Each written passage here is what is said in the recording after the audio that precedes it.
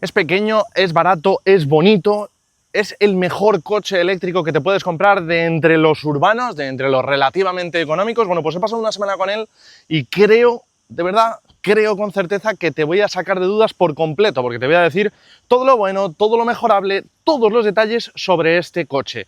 Y vamos a empezar, por supuesto, si no me molesta esta mosca, por el diseño. Y quiero comentarte algo muy curioso, y es que verás que este coche, con respecto a cualquiera de las demás alternativas que hay dentro del segmento, es probablemente el que tiene el diseño más afilado y el frontal más agresivo. Y es que es verdad que han conseguido que tenga un atractivo juvenil, una deportividad, que de hecho hay mucha gente que lo llama el Lamborghini en miniatura por estas ópticas, y han conseguido que el frontal esté muy bajo y sin embargo el coche tenga muy buena habitabilidad, porque es un coche que, aunque el frontal lo tiene muy rebajado y muy afilado, la parte trasera es totalmente recta y de formas muy cuadradas. Empecemos por lo importante, unas ópticas afiladas en las que podemos leer BYD Tech. Bueno, de hecho, vais a venir conmigo, os voy a coger porque quiero que todo esto lo veamos con detalle y juntos. Vais a ver que tenemos en el frontal esas ópticas tan llamativas, tan afiladas, con los módulos LED y el foco central, los intermitentes en la parte izquierda muy afilado, y además es que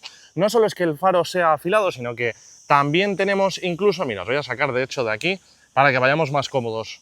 Tenemos además las hendiduras de aquí que refuerzan la forma del faro, tenemos los nervios exteriores, tenemos, como veis, este morrito también afilado que evidentemente hace funciones o beneficia la aerodinámica. Tenemos aquí la toma de admisión de aire que sirve para refrescar la batería, y ahí tenemos en color negro, bueno, un gris muy oscurecido, estas llantas de 16 pulgadas con cero tratamiento aerodinámico. Quizá tengan algún tipo de mejora aerodinámica, pero no hay nada especialmente raro ni llamativo o que sea típico de estas llantas de coches eléctricos.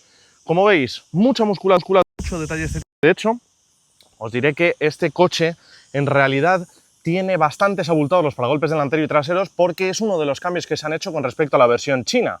Y tenemos este detalle en plástico negro, que sigue exactamente el mismo tono de la parrilla, y se repite ese tono, ese acabado aquí en esta parte de arriba, que por cierto me recuerda al Toyota BZ4X. Los detalles del frontal en realidad se reducen a esto que te estoy comentando, y aquí podréis ver ya que tenemos la toma de carga en la parte delantera, y de hecho voy a desbloquear el coche para que podáis ver cómo está configurada la toma de carga. Algo que de hecho hay que comentar por aquí, por cierto, es que, bueno, además de que tenemos las dos tapitas típicas, en fin, nada curioso, pero sí que es verdad que aquí en la parte alta veréis que tenemos una luz LED que está francamente bien para no meterla en el agujero equivocado. Eso siempre es muy importante. En el lateral del coche, que lo vamos a ver por el otro lado para que no dé sombra yo, podéis ver que tenemos diferentes detalles con los pasos de rueda en color negro y la parte baja de la carrocería también en plástico negro. Pues aquí veis cómo hay inserciones del color de la carrocería y de ese plástico negro decorativos bastante curiosos. En el lateral, desde luego que hay que hablar, es importante hablar de estas manetas, que si bien es cierto que no están perfectamente enrasadas y metidas dentro de la carrocería con esos sistemas retráctiles como por ejemplo el del Kia EV3, pues sí que tenemos una maneta que está enrasada en la carrocería de manera mecánica, de manera clásica, pero esto por supuesto ayuda a la aerodinámica, cosa que no tiene, pues por ejemplo, el Fiat Grande Panda. Tenemos unos retrovisores relativamente grandes, pero muy aerodinámicos en la parte lateral también, y vamos a seguir viendo, veréis que en la parte superior tenemos dos muy ligeros nervios que canalizan evidentemente el aire. Vamos a seguir por aquí por detrás y veréis que también las manetas traseras están perfectamente enrasadas. Tenemos aquí un falso techo flotante con ese pilar C en negro, también el pilar B está en negro para darle pues esa sensación, ¿no?, de techo flotante. Tenemos las lunas oscurecidas, los cristales oscurecidos, y en la parte trasera ya veis que efectivamente el paragolpes está bastante abultado y con el mismo tratamiento, con el mismo concepto que la parte delantera. Tenemos un alerón enorme, totalmente sobredimensionado, muy vacilón. Otros detalles aerodinámicos como por ejemplo la antena de la radio en forma de aleta de tiburón, pintada en el color de la carrocería, muy bien por ahí. Una luna trasera muy pequeñita que se funde, además gracias a ese oscurecimiento, con toda la línea de los pilotos traseros que, como vais a poder ver ahora mismo, o a lo mejor no lo veis, todo depende de que yo sepa encenderlo, no lo vais a ver, pero se ilumina toda esta franja de manera continua y sin embargo en la parte de abajo tenemos un punteado, bueno, me estáis viendo a mí, buenas tardes a todos, un punteado que recuerda al detalle del BYD Seal, en el que podemos ver como unas gotas de agua. Luego, en la parte baja, lo que nos vamos a encontrar es un pequeño difusor aerodinámico muy discretito, pero que ahí está, también en color negro. Detalles, pues bueno, estéticos, curiosos, interesantes, mientras que a mí, honestamente, la parte delantera de este coche me encanta. Es verdad que la parte trasera me parece que sencillamente está resuelta de una forma, pues bueno, más clásica, ¿no? Más para ganar espacio en el habitáculo, más cuadradote y ya está. Y otro detalle que creo que hay que comentar importante, esta es una de las grandes diferencias que hay con respecto a otros coches del segmento, y es que en las ruedas lo que tenemos es 185, 55 y, como os decía, radio 16. Perdón, sí, lo he dicho todo bien, ¿no? Bueno, luego lo revisaré en la grabación, pero vamos, como lo habéis podido leer, creo que lo he dicho todo bien. En fin, vamos a ver ahora el interior y luego os contaré sobre pues todo lo que tiene que ver con autonomía, potencia, rendimiento, etcétera. Como todo coche urbano, mucha apertura de la puerta y además una puerta muy amplia, acceso cómodo y vais, todo está hecho en tonos muy sobrios, muy grises, negros, etcétera, y que en realidad es exactamente igual que sus hermanos mayores, salvo por algunas pequeñas diferencias que son relevantes. Bien, voy a cerrar la puerta y vais a ver que tenemos un volante de 3 radios, aunque en realidad son radios bastante amplios, botones muy voluminosos y además con los márgenes muy marcados para que no nos perdamos aunque no estemos mirando el volante, para que al tacto sea fácil, con unas sensaciones de tacto desde luego muy buenas. Tenemos la habitual pantalla giratoria central, que eso sí, cuando utilizas Android Auto o Apple CarPlay no puede girar. Y un detalle, como siempre, voy a acercarme para que oigáis. No hace crujidos y es una pantalla giratoria. Hay coches de muy alta gama que tienen pantallas fijas y que cuando las tocas crujen, se agitan y de todo. En fin, una auténtica maravilla a nivel de calidad. Vamos a ir viendo.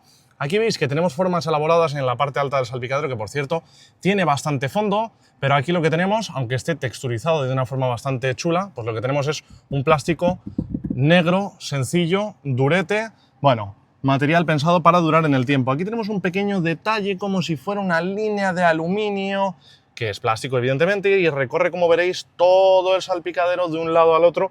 Tampoco llama especialmente la atención porque al final, como es gris sobre negro, pues tampoco es que sea muy llamativa, pero podéis ver que aquí en las puertas también ocurre. En la puerta tenemos el mismo material, plástico negro, texturizado, duro, algo sencillo.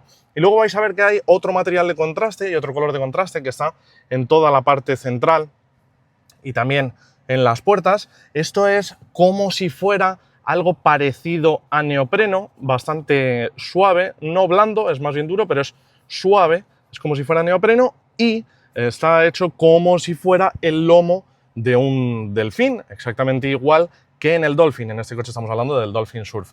Bien, el resto de materiales, pues volvemos a tener esa especie de neopreno, plástico negro, duro, texturizado, pero con otra textura, y ya está, es decir, más o menos se repiten los mismos materiales sencillos pero duraderos para un interior que, como digo, es sobre todo muy sobrio, muy serio, muy neutro. Bueno, un interior que en principio debería durar mucho y muy bien y que es pues lo que digo, ni más ni menos.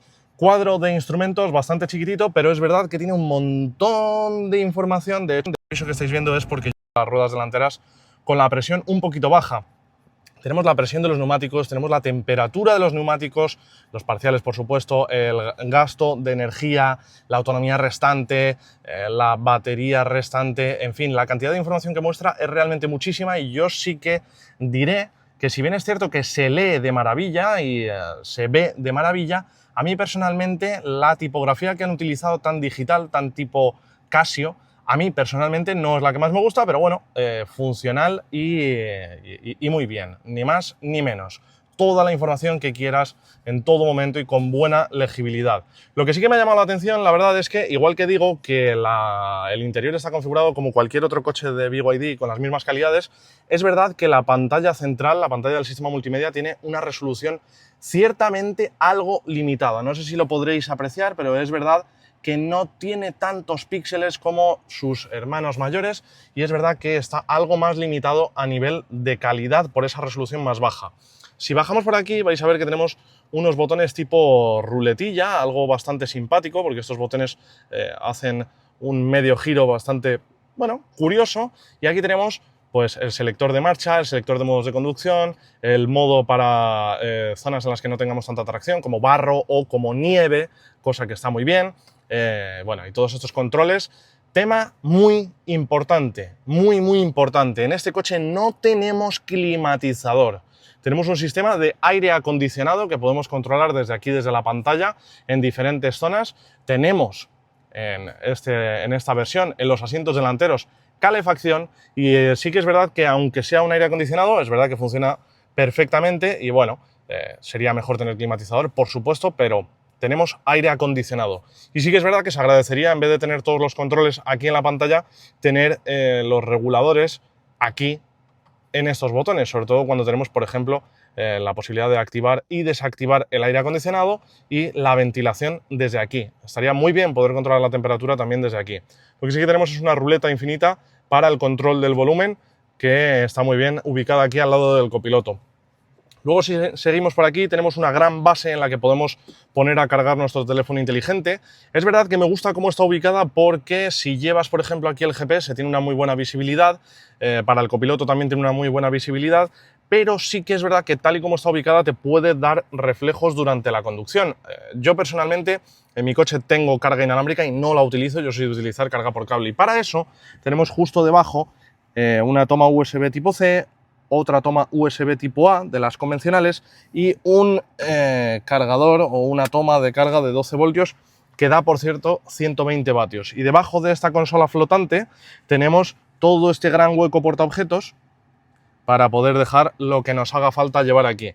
De seguido lo que tenemos son dos huecos portabebidas, escalonados por cierto, y no tenemos aquí regulación de ningún tipo, ni presillas, ni nada por el estilo. Y en esta zona central un reposabrazos fijo, pero como es tan largo, pues la verdad es que no tiene sentido que pudiera ser móvil, y con esa misma textura de como si fuera la modo Delfín, como si fuera un neopreno. Los asientos son probablemente la joya de la corona en este coche. Yo la sensación que tengo es la de que son los mismos asientos, o por lo menos como mínimo con la misma calidad que los asientos de los hermanos mayores de gama. Ya veis que son en una única pieza, con un estilo tipo bucket deportivo, pero es verdad que con una firmeza media, tirando incluso a blando.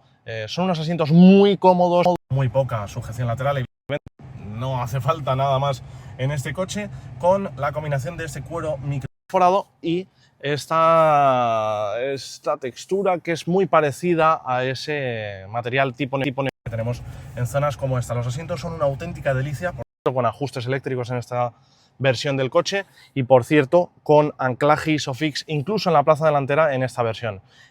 Este coche aquí delante es una delicia, pero déjame que ahora te cuente más. Lo de los asientos te lo he comentado básicamente porque he hecho viaje de larga distancia con este coche, como suelo hacerlo con muchos otros, y la verdad es que el cansancio que he notado en él ha sido bastante menor que en cualquier otro coche comparable dentro del segmento. Pero hay que hablar de algo importante en las plazas traseras. Tengo que reconocerte que es la primera vez que voy a meterme en estas plazas traseras. Como veis, el acceso es suficientemente amplio, el grado de apertura. Aquí es verdad que se vuelca un poquito la carrocería sobre el asiento, pero bueno, nada que dificulte el acceso y que a priori dificulte el manejo de los niños. Es verdad que quizá un Hyundai Inster deje un acceso más amplio, quizá un Fiat Grande Panda deje un acceso un poco más amplio, pero no veo que haya diferencias importantes. Accedo y ¿con qué te encuentras? Pues te encuentras con que tienes una amplitud que es sencillamente bárbara.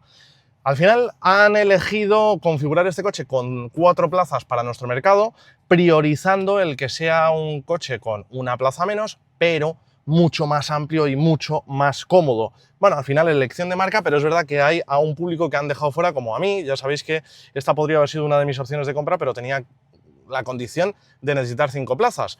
Bueno, es una elección de marca sin más. La misma consola que delante flota, detrás también flota y nos deja un gran hueco aquí para dejar objetos. Eso sí, se echan en falta en estas plazas traseras las tomas USB tipo C, que sí que tienen otros coches. Aquí no tenemos tomas USB, por supuesto no tenemos tampoco salidas de ventilación, en un coche tan pequeño no tiene ningún tipo de sentido. Y lo que sí que te digo es, tengo hasta el techo 4 dedos aproximadamente, 3 dedos y medio, la verdad, y eso es gracias, entre otras cosas, el tener tanto espacio, a que las plazas traseras tienen los asientos ligeramente inclinados, luego lo vas a ver bastante mejor.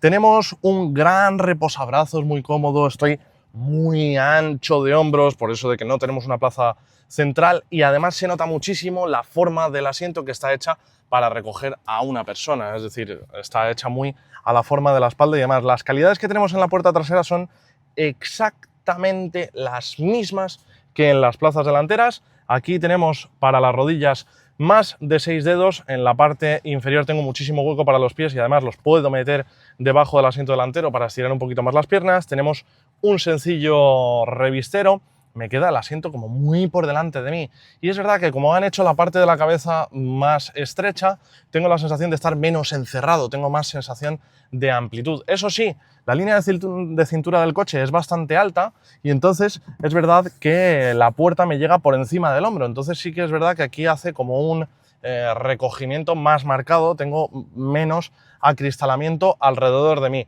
Estas plazas traseras son una sencilla gozada, pero sí que es verdad que se echan en falta las tomas USB para los ocupantes de las plazas traseras y sobre todo, y esto hay que comentarlo, es verdad que el equipo de sonido solo tiene altavoces en las plazas delanteras. Aquí en las plazas traseras, aunque hay un hueco que parece que podría estar destinado para ello, en estas plazas traseras no tenemos altavoces, cosa que honestamente, pues bueno, es bastante criticable, es un punto de mejora para el coche, igual que la resolución de la pantalla del sistema multimedia, y además es que hay que reconocer que solo tenemos altavoces en las plazas delanteras y la calidad de los altavoces no es la mejor dentro del segmento.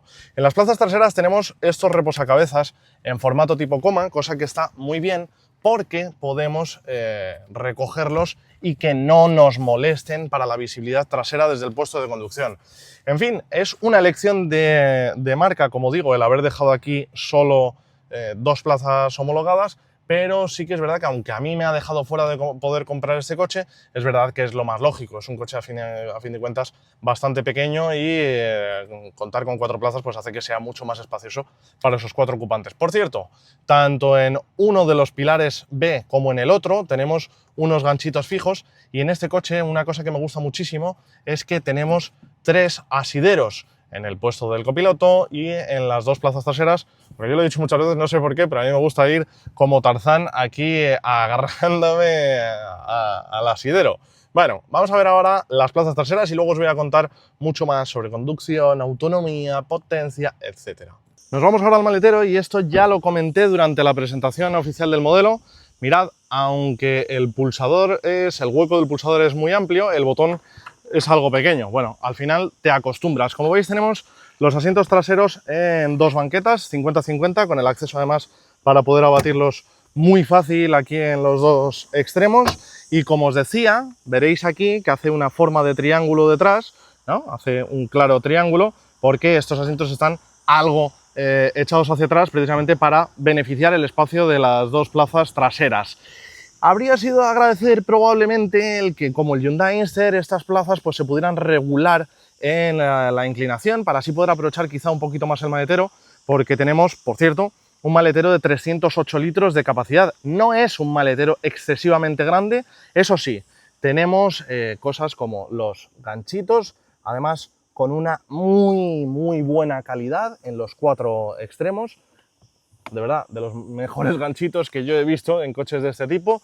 No tenemos bandeja, precisamente por aquello de que el hueco que se deja es tan pequeño que en realidad la carga ni siquiera se va a llegar a ver, y mucho menos con el cristal oscurecido. Es curioso, pero me acabo de dar cuenta de que aquí aparentemente no tenemos iluminación en el maletero. Me llama poderosamente la atención.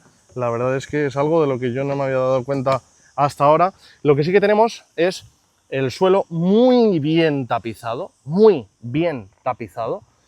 y tenemos un hueco inferior donde podemos dejar todos los cables de carga, un hueco con suficiente espacio, bastante profundidad. La verdad es que, bueno, es un maletero que está honestamente bien, aunque se agradecería que fuera más amplio y que tuviera iluminación, por supuesto. Y ahora sí, permíteme que lo diga de esta manera, llegamos al turrón. ¿Se le puede sacar punta a este coche? Por supuesto que sí.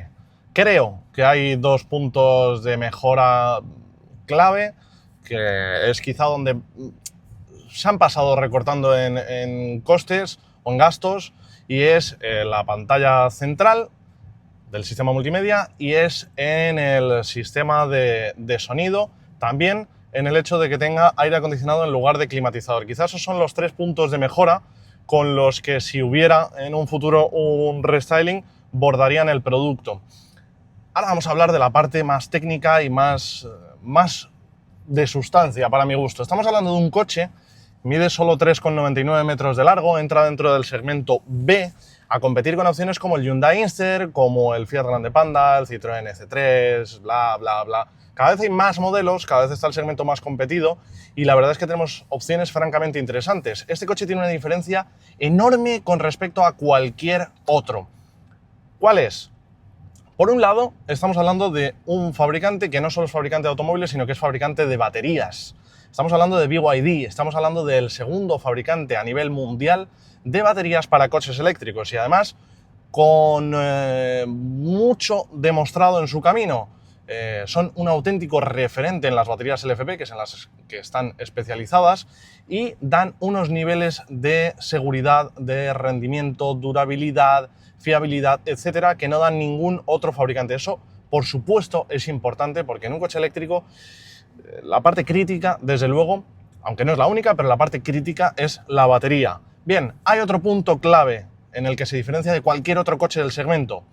En los de Stellantis tenemos una plataforma low cost, una plataforma adaptada, específica para coches eléctricos de bajo coste, con unas importantes limitaciones técnicas. En los nuevos modelos que van a llegar del grupo Volkswagen vamos a tener la plataforma MB Entry, una plataforma adaptada, específica para coches eléctricos de bajo coste y con limitaciones técnicas, como por ejemplo el hecho de que los MEB son tracción trasera, son propulsión, y los MEB Entry son tracción delantera. En este coche, sin embargo, lo que tenemos es la e-Platform 3.0, es decir, la misma plataforma que llevan desde este coche hasta un BYD Sea Lion 7, el coche más alto de gama de la marca. De hecho, es también la plataforma que utiliza un Denza Z9 GT. Estamos hablando ya de un coche de gama muy alta y con unas tecnologías muy superiores. Es verdad que esos dos modelos en concreto tienen algunas diferencias, como por ejemplo que el sistema eléctrico utiliza una arquitectura de 800 voltios, pero todos los demás son de 400 voltios como este coche. Además de eso, es importante recordar que tenemos también la misma batería LFP Blade que utilizan los hermanos mayores.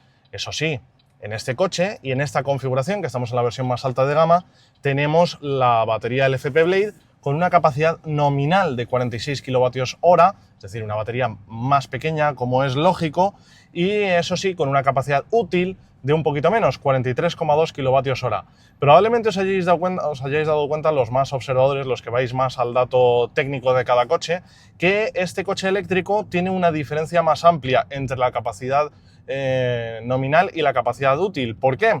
Bueno, pues porque BYD, como te digo, tienen mucha precaución con la seguridad, fiabilidad, todo esto, y es verdad que se guardan un buffer más amplio, se guardan más batería no aprovechable, precisamente para que el usuario a largo plazo no sufra de degradación, de potenciales problemas de seguridad, etc.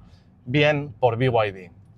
Luego, por otro lado, en este coche tenemos un motor eléctrico delantero y por supuesto es tracción delantera de 156 caballos de potencia y con 220 Nm de par motor máximo, es decir, un motoraco de la leche que además hay algo muy importante, y es que aunque tenemos una potencia de 156 caballos y por ejemplo en el Fiat Grande Panda tenemos 113 caballos, es decir, la diferencia de potencia no es tantísima, sí que es verdad que la diferencia de par motor sí es muy alta y evidentemente pues en el uso se nota. Bien, todo esto lo tenemos combinado con un coche que ofrece un sistema de carga rápida de 85 kilovatios de potencia máxima.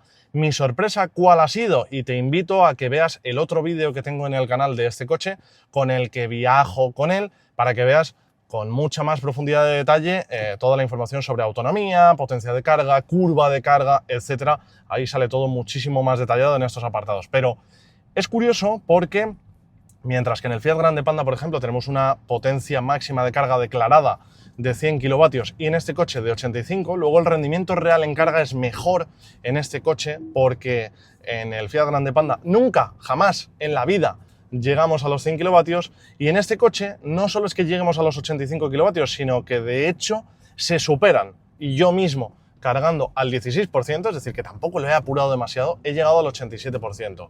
La curva de carga en este coche eléctrico es mejor y eso lo que permite es que la experiencia en viajes de larga distancia sea muchísimo mejor en este coche que, por ejemplo, en un Fiat Grande Panda. Claro que también hay que darse cuenta de algo, y es que en ese coche se prioriza la habitabilidad y la capacidad para no solo para las plazas traseras, sino también para el maletero, y en este coche es verdad que tenemos un equilibrio mayor y trata de cumplir tanto en un área como en el otro. Con este motor el coche va sobrado y de hecho, bajo mi punto de vista, excesivamente sobrado.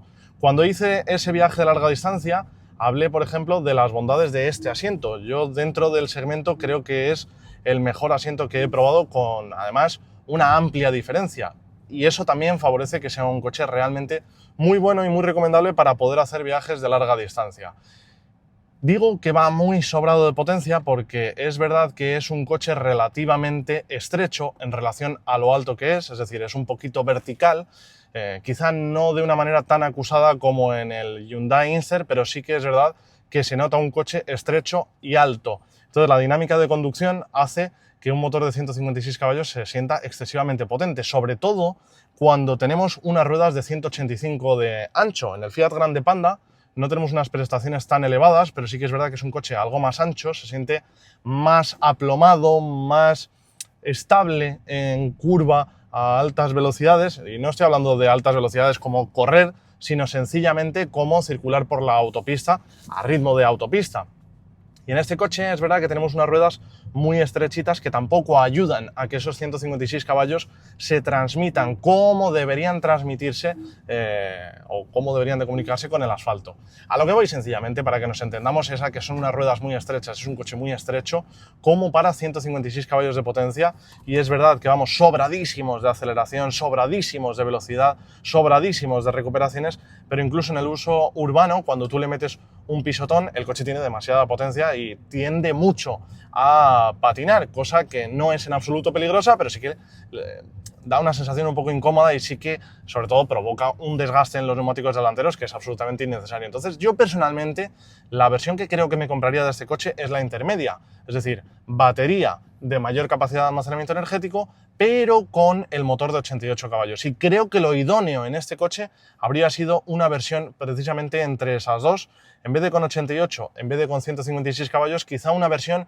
con 110 o 120 caballos como mucho. O eso, o bien que le hubieran calzado unos neumáticos algo más anchos. Cosa que, claro, también probablemente habría perjudicado a la autonomía. Entonces, pues bueno, hay un cierto desequilibrio bajo mi punto de vista. Ahora, sí que es verdad que el coche me ha sorprendido porque es más estable y más aplomado en autopista, incluso a ritmos rápidos, de lo que yo habría esperado. El coche va francamente muy, pero que muy bien.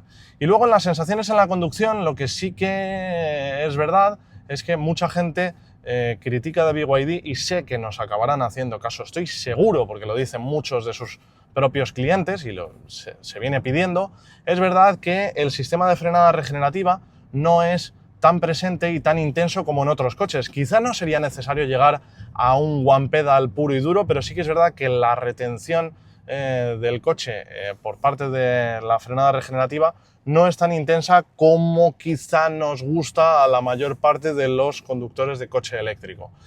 Se siente más como un coche convencional, térmico en la conducción, cosa que no es en absoluto mala, pero bueno, pues es algo a tener en cuenta y es algo que está ahí, ni más ni menos. Otra cosa que te diré es que sí que es verdad que el coche tiene un comportamiento dinámico extraordinario, en el uso es realmente bueno a todos los niveles, pero sí que he sentido que quizá el tacto del pedal de freno es ligeramente esponjoso, ligeramente hueco. Quizá hay que pisar demasiado para que frene con la contundencia que tú quieres. Luego, sin embargo, es verdad que la calidad de la frenada como tal es perfecta. El coche frena realmente de maravilla, pero sí que es verdad que tienes la sensación de que tienes que pisar con mucha fuerza para que se frene tanto como tú quieres que se frene. En fin, la verdad es que la experiencia que he tenido con este coche ha sido francamente muy, pero que muy buena, y de hecho donde más me ha sorprendido es en la calidad de los asientos. No me ha sorprendido, pero sí que es verdad que destaco muchísimo el que el coche sea exactamente la misma tecnología que sus hermanos mayores, pero llevado a escala, llevado a un tamaño más pequeño, y donde sí que me ha sorprendido es en términos de eficiencia. La verdad es que viendo cómo se comportan los coches de este segmento, me ha sorprendido que el consumo es más bajo de lo que yo esperaba, y más aún cuando BYD sabemos que no es la marca más eficiente en los segmentos en los que compite. Tampoco es que sean gastones a un nivel loco, pero no son los más eficientes, y la verdad es que este coche puedes hacer que gaste realmente poco. Yo en viaje me he movido en torno a los 15 a 17 kWh a los 100, dependiendo de las condiciones del viaje, porque es verdad que han sido muy variables, pero me he movido en esa horquilla, y es verdad que en el uso urbano consume realmente muy poco. Hay una referencia que es muy tonta, pero muy práctica al mismo tiempo. Yo cuando hice el viaje de larga distancia, que lo tenéis grabado en el canal y os recomiendo que os metáis a verlo, salí desde Majadahonda en Madrid y quería llegar a Honrubia, un trayecto que mi propio coche, el Fiat Grande Panda, llega con muchas dificultades, y con este coche llegué con un 16% de batería restante y sin haber salido al 100% de carga. Es decir, pude hacer el viaje entero con 2 paradas, con absoluta comodidad y, como decía antes, con un rendimiento en carga que es francamente muy bueno. Así que la verdad es que la experiencia con este coche en términos generales ha sido realmente extraordinaria, y creo que ya he dejado muy claro cuáles son los puntos de mejora de este coche bajo mi humilde punto de vista. Y pues bueno, como digo, la verdad es que la valoración del coche ha sido muy buena. Ahora bien, sí que hay algo importante que quiero decir, y es que se acostumbra mucho a comparar este coche con el Hyundai Inster, con el Fiat Grande Panda, y es verdad que es que los tres coches siguen un concepto muy, pero que muy distinto. Cada cual tiene una personalidad muy marcada, cada cual tiene un enfoque muy marcado, y realmente es algo que me encanta, porque la misma persona es difícil que dude entre los tres coches, porque encajan en perfiles muy distintos, y me encanta que sean coches tan diferentes. Y esta opción, desde luego que quien se la compre, dudo muchísimo que se vaya a arrepentir de absolutamente nada. Si te ha gustado este vídeo, ya sabes, suscríbete, déjale un like y nos vemos